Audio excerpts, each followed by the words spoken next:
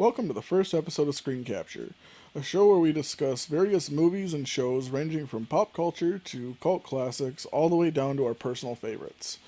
The item up for discussion is Back to the Future.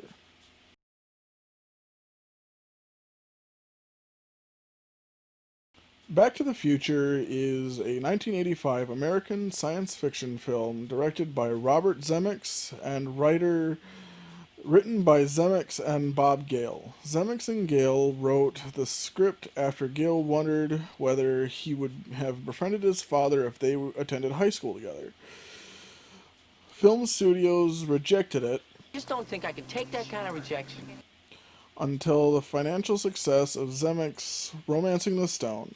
Zemeckis approached Steven Spielberg, who agreed to produce the project at Amblin Entertainment with Universal Pictures as distributor. Fox was the first choice to play Marty, but he was busy filming his television series Family Ties, and Eric Stoltz was cast. After the filmmakers decided he was wrong for the role, a deal was struck to allow Fox to film Back to the Future without interrupting his television schedule. The cast includes Michael J. Fox as Marty McFly, Christopher Lloyd as Dr. Emmett Doc Brown, Leah Thompson as Lorraine Baines McFly, Crispin Glover as George McFly, and Thomas F. Wilson as Biff Tannen. In 1985, Hill Valley, California, Marty McFly finds himself transported to November 5th, 1955, without any plutonium to return. Marty tracks down Doc, the inventor of the time machine, and Doc explains that the only power source capable of generating the required 1.21 gigawatts 1.21 gigawatts! for the time machine is a bolt of lightning. The two then team up in order to send Marty back to the future, all while trying not to change future events. Now, this segment is where we're going to open up the floor and discuss some of the highlights of the movie that we enjoyed. First is the fact that we felt the acting was spot on with great performances from the entire cast. Christopher Lloyd did a really good job as Doc Brown, and kind of stole the show. A little bit. I honestly felt like, yeah, but in all fairness, like Christopher Lloyd, I think has been in more stuff alongside Michael J. Fox than I have seen the stuff of the other people. Funny enough, like the director apparently like does a lot of horror movies too. Like I found out that so he's actually done some pretty cool horror stuff that maybe we'll cover later. I mean, to sum it up, all of the acting was really good. You can tell it's good acting when it doesn't take you out of the movie, but only draws you in. Yeah, like I honestly felt like Doc Brown, like even though he's playing the cartoony, like mad scientist, like he never really makes it unbelievable. Yeah, Like but even adds though, a flair and personality that really makes you enjoy the character. yeah. Next up is early shot selection set up a lot of context for the rest of the movie. The clip of the opening clocks and the news story, just the opening sequence, really sets up the underlying themes throughout the movie. The Senate is expected to vote on this today. In other news, officials at the Pacific Nuclear Research Facility have denied the rumor that a case of missing plutonium was in fact stolen from their vault 2 weeks ago. A Libyan terrorist group had claimed responsibility for the... Oh yeah, definitely. And in that same scene, there's like a bunch of gadgets that really they're intricate. Like they're almost like Rube Goldbergian style machines and like inventions that like Like one of them is like a dog feeder that you can see like it like heats up the can, like moves the can to the opener, opens the can, then like tilts it upside down over the dog dish. Like really neat, but it also like kind of shows like how Doc is as an inventor. Like he really he overcomplicates simple problems for the most part. Yeah, and So like it's kind of surprising that he actually invented something worthwhile. I think the big thing is that that opening pan shot just it I like how it just follows starts off with all the clocks, which is of course an allusion to the fact that the movie's about time. But it also sets up so much about the film because you find out later that the clocks are off by like 24 minutes. Yeah, and like out of like I don't know, like 50 to 100 clocks, like it's pretty I guess it takes some tenacity to time them all to go off at the same time. But no, like you said, like it really sets up like the fact that like the movie is gonna have a lot of like time based talk, and like even some of the jokes are very like for like about time. So yeah, which brings me into our second point, or our third point actually I should say, is that the comedy is on point. Both the antics of Christopher Lloyd and the dialogue of the other cast.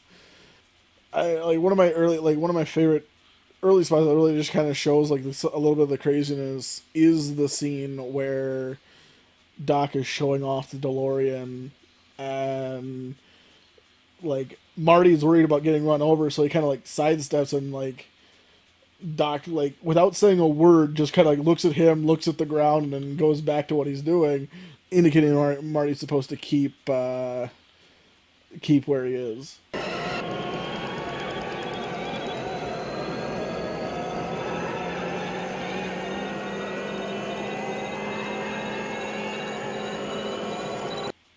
Just the way it's presented, like especially with like crazy look, like from Christopher Lloyd, it's just funny. I know a lot of the jokes, especially when he first arrives to the past, is about the differences in time, the music that was out, and you know how people dressed and acted. Like, and a big thing was his iconic vest. Oh, Everyone kept yeah. calling it a life preserver. I mean, like, are you on shore leave or something? Jump Yeah, the ship. yeah, that's right. They keep calling it a life preserver. Yeah, and then going back to like one of the shots they really like focus on is there's a record store, and outside the store a sign says just arrived, the Ballad of Davy Crockett and 16 Tons, which were both very popular in 1955. So like it really, but I think it was kind of funny that like it really drives home the fact that he went back to the past, like, he went to the past. I will say a lot of the jokes early on do hit a slight racist tone with like the malt shop owner. Wait and see, Mr. Carruthers. I will be mayor. I'll be the most powerful man in Hill Valley, and I'm gonna clean up this town. Good. You can start by sweeping the floor. But it never goes heavy-handed. And they never actually say anything like super, like he never says anything like super bad. I mean, the bully does, but you're not supposed to like. Oh the yeah, bully. you're not supposed to like the bully, and that's kind of towards the end, and like he like automatically like gets instant karma right away.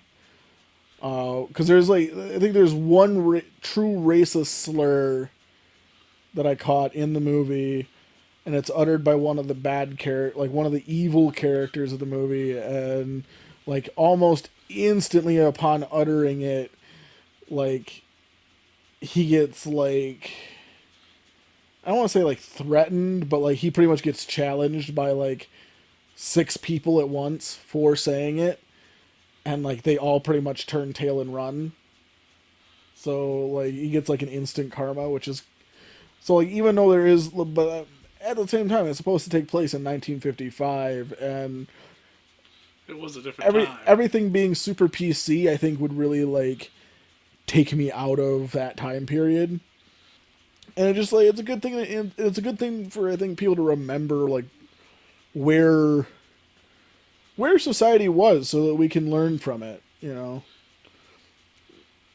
But then like switching gears from like the topical comedy and other stuff, there was a lot of like funny slapstick. Like I'm a cheap heart for slapstick. I love the Three Stooges. And so watching Christopher Lloyd run around all crazy eyed and wild hooting and hollering like antics, it was enjoyable. Like I think it always captured me as a little kid watching that because it was funny. But then as an adult, it still like caught me almost, but in almost like a different tone. Like I got some more of the dialogue, so I thought more of the dialogue was funny. He's a very strange young man. He's an idiot. Comes from upbringing. Parents are probably idiots too. But at the same time, I still enjoyed Doc Brown's silliness. And as far as that goes, like the science jokes aren't far off. Like they don't use total pseudoscience when explaining things in this movie. Is kind of cool, except for some of the basic like the obvious flux capacitor. I don't think that actually exists unless some engineer invented it just recently and named it the flux capacitor because he liked the movie. Which happens a lot in the science world, funny enough. Scientists are just giant geeks, which is why we love them. Next up, like, the soundtrack for this movie was great. Like, it had great hits spanning from the 50s all the way to the 80s. You had The Power of Love right away. I hear that actually might have been made for the film. I can't say that's true, but that's what I've always heard. Oh. It was a popular thing at the time, especially in the 80s, especially in the 80s when this movie was made. A lot of movies like got special songs. Some movies even got whole soundtracks, like the original Highlander. Good soundtrack. Like the rumor I heard was that Freddie Mercury loved the script so much that he petitioned to let Queen do the entire soundtrack. Like he approached the director directly and said, "Please let Queen do all the music." Didn't the director want Sting? Yeah, the director wanted Sting, and Freddie Mercury said he was going to like, to what I know, like the story I heard, which may be completely false, was that Freddie Mercury said he was going to pull out completely if Sting joined. But honestly, I think it's great because like not only is the whole movie basically a giant music video for that, but we're not talking about that movie right now. I'm gonna get sidetracked. But no, I think that. But yeah, it was a big thing. It was a big thing. So that it may be that Power of Love was actually made for it, but made for it. I also want to say that the Power of Love became very iconic for that near opening scene. I feel a lot of people forget about the true opening scene with all the clocks. Yeah. And mostly remember the skateboarding because the song did mix up very well. Not only that, it really brought home a sense of youth and growing up. Like it really just like it felt like summer. It felt like school was letting out. It felt like summer. Like it just like that happy feeling like when you're a little kid and like summer lets out, like summer your school lets out and then now you're free to run around for 3 months. Like that is like the feeling that song, like especially with the whole skateboarding scene. Ironically, he's on his way to school. There's other great hit like they do a long I don't think they play the whole song, but like the whole basically when he first gets into the town when he's in 1955, they play Mr. Sandman in the background. And it does bring home like a real trippy feeling to it of like, especially because, with the whole Bring Me a Dream, it really does mean like where even the character himself is questioning whether he's actually here or whether he like hit his head or something. And then towards the end, during the big, I guess, climax of the movie, there's a stage performance that has where they play Earth Angel. Once again, I don't think they play the whole song, but they play a good section of it where you really feel like it's a great like slow. It's one of like It's what you would it's an expect at a earworm. Like dance. it's an earworm. Like you can hear like I heard it in my head like hours after watching the movie. Like I was still kind of humming, Earth Angel, it just like I was still like hearing it in my head. And then one of my favorite points of the whole movie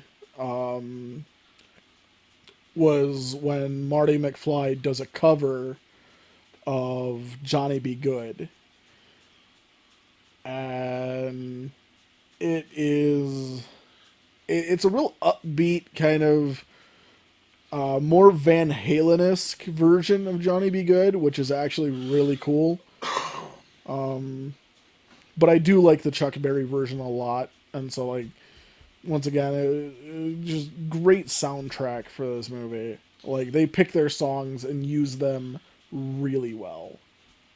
Now moving on to what things that we didn't like about this movie. To be fair, there wasn't a lot. Not much. I mean, you could sit here and pinpoint, little plot holes or silliness, such as like there. Like I think I made the joke that there's multiple points in the movie where the DeLorean is covered up by a small tarp, and like people are constantly like mistaking like what the DeLorean is. Like I think some people even call it a spaceship at some point. And I'm sorry, but obvious car with four wheels is an obvious car, even if it is like really futuristic and looks different than most cars of the time period. Like it's still an obvious car. Yeah, I think the only thing I could really get is that the ending is good and all, but I feel like it lacked consequence, and like for some people they maybe might find it a bit jarring or unsatisfying, but overall I still think it's a good ending that sets up the rest of the franchise. Oh yeah, like hands down. And we'll be covering the other two movies in the coming weeks. But yeah, something I want to highlight. Yeah, no, all of these movies were made really close to each other. But yeah, 2 and 3 made like side by side. yeah, no, the two sequels of these movies were literally made together, and I can't remember when they actually released. That'll probably be in the history portion of the next videos. But yeah, no, they were produced together, which actually I heard invented a couple plot holes that were really weird. So moving on to the final takeaway. Back to the Future is a timeless classic that still holds up and is worth a rewatch. If you haven't seen it, we really recommend it. The concept of time travel still captures the imaginations of people today, whether it be 1985, 2005, or 2020. Back to the Future will still be an entertaining and fun viewing experience. So, this has been Screen Capture. We hope you found the video enlightening. If you like this content, don't forget to like and subscribe. And we'll be back next week with Back to the Future 2.